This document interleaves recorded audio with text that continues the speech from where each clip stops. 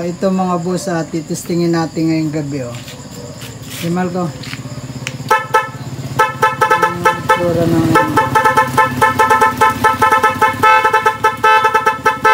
oops. Kumusta mga boss? Maraming salamat sa mga bagong subscriber. At sa dating mga subscriber, maraming salamat sa inyo mga boss. Meron tayo ditong Smash 115. Kinabitan natin ng ito mga boss, Night 3 from Music. Ayan. Bali, ibabahagi ko lang ito mga boss. Umpisa natin dito sa relay mga boss. Ito yung relay ng kanyang busina. Yung number 30 mga boss ay galing dito sa kanyang battery. May fuse yan na 15 amperes. Ayan. Tapos yung 85 at 86, yan yung ito yung original na sakit ng busina niya dati. Bali, dyan natin ikukonekta yan mga boss. Sa 85 at 86. Tapos itong 87 niya mga boss. Ito yung supply ng ating, ito yung relay ng ating busina. Bali, naka dual horn ito mga boss. Ito yun no. Ang connection niyan mga boss ay ito. Bali, yung selector niya, ito mga boss. Yung isang paa niya nakadiretso dito sa busina niya dati. Tapos yung isang paa ng busina niya dati mga boss, naka body ground dyan. Ayan. Tapos kapag nag-select naman tayo mga boss dito sa ating switch, lilipat naman yan dito sa kulay pula. May 4 na kulay pala ito mga boss. Itong Night 3 na ito. From Music. Bali dilaw, pula, blue at saka brown. Yung blue at brown muna ang unahin natin mga boss. Nakadiretso sa isang paa ng busina yan mga boss. Yung brown. Tapos yung blue, ito yan, nakadiretso din sa isang paa ng busina mga boss. Yung kabilang paa naman ng busina mga boss, ayan. Bali naka body ground din lang yan mga boss. Ayan, naka body ground dyan. Ito pala yung brown. Bali sinabay natin yung mini driving light,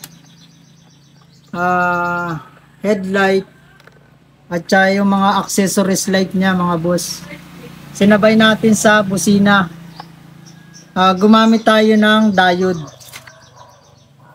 Ayan mga boss, nilagyan ko ng kulay. Nanggaling yan dyan sa kulay brown. Nilagyan ko ng kulay para hindi kayo malito. Yung isang diode nyan mga boss ay nakadiretso sa headlight, sa low ng headlight. Tapos itong isang diode mga boss nakatap dito sa low ng mini driving light. Ayan yung mini driving light. Itong isa naman mga boss, itong isang diode nakadiretso dito sa positive ng accessories light natin. Ito kadiretso dyan, nakatap din lang yan mga boss.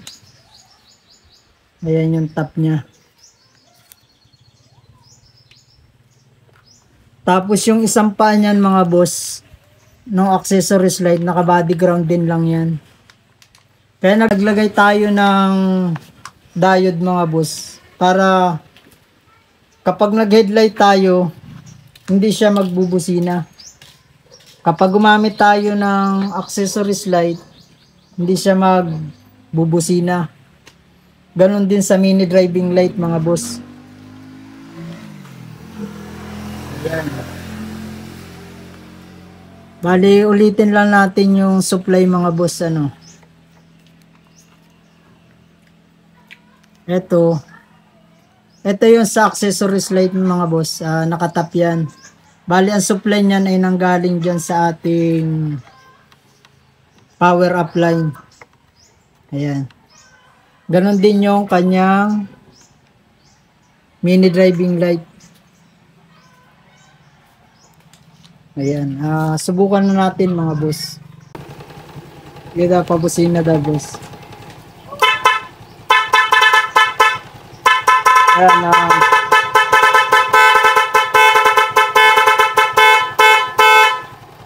Yun. Nakasabay yung kanyang mga headlight, NDL, tsaka accessories light. Pero kapag gumamit tayo ng headlight mga boss, ayan, hindi siya magbubusina dahil doon sa kanyang diode na nilagay natin. Naka dual horn ito mga boss.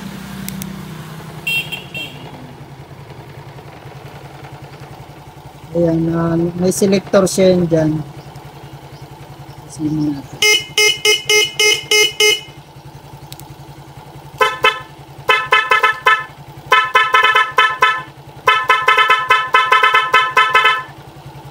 Ayun, yung selector niya.